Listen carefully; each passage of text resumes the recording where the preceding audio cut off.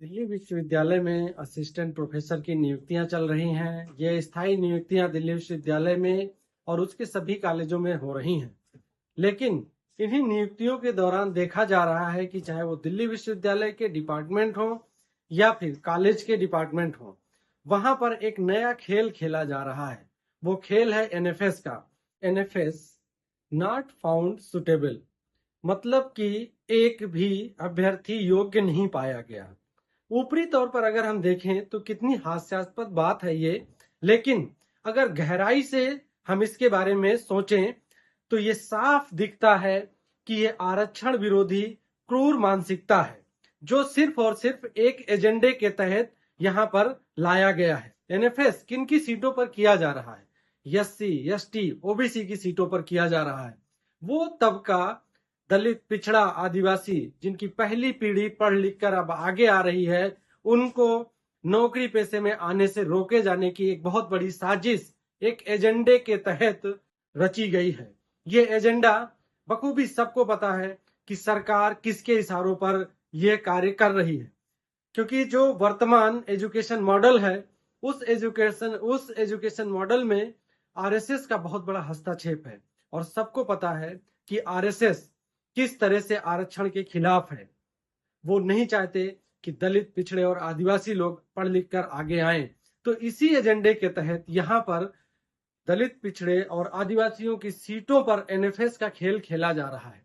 NFS करके उनकी सीटों को सामान्य वर्ग में बदलने की एक बहुत बड़ी साजिश रची गई है यहाँ पर। इसलिए तो दिल्ली विश्वविद्यालय के कई डिपार्टमेंट में ओबीसी की सीटों पर एनएफएस किया गया, एससी की सीटों पर एनएफएस किया गया। यही नहीं, एसोसिएट और प्रोफेसर लेवल पर भी एनएफएस का खेल खेला गया। अभी लेटेस्ट एलएसआर कॉलेज में हिंदी विभाग में 13 मार्च 2024 को रिजल्ट आता है और वहां पर ओबीसी की सीट को एनएफएस कर दिया जाता है, जबकि लगभग 300 अभ्यर्थी वहां पर कॉल किए गए थे इंटरव्यू के लिए। लेकिन इसके बावजूद भी वहां पर कोई एक भी योग्य ओबीसी का अभ्यर्थी नहीं मिला कि जिसका वहां पर स्थायी नियुक्ति किया जाए। इसी क्रम में जब अभी कमला नेहरू कॉलेज में जर्नलिज्म विभाग में इंटरव्यू होता है, तो वहां पर 2 पोस्ट होती है। एक पोस्ट यूआर की है और दूसरी पोस्ट ओबीसी की है। तो बहुत ही चालाकी से इंटरव्यू नोटिस को वहां से हटा दिया गया।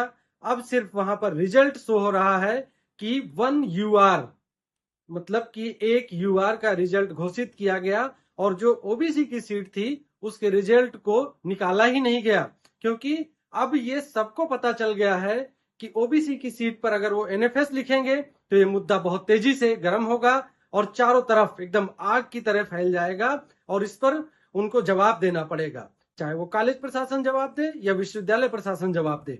लेकिन ये मुद्दा अब इतनी आसानी से खत्म होने वाला नहीं है। एनएफएस के खिलाफ एक बहुत बड़ी लड़ाई लड़ी जाएगी और ये लड़ाई हम जीत के रहेंगे, क्योंकि आरक्षण हमारा संवैधानिक अधिकार है। इसलिए आज अगर जो एक समाज है, दलित, पिछड़ा, आदिवासी समाज है, या गांव से पढ़ लिख कर लोग आके नौकरी पेशा में आ रहे हैं, तो उनको ये रोकने की जो साजिश है, इसके खिलाफ हम लोग आवाज बुलंद करेंगे। इतनी आसानी से हम इन सीटों को नहीं छोड़ेंगे और ये एनएफएस की लड़ाई अब बड़े स्तर पर लड़ी जाएगी।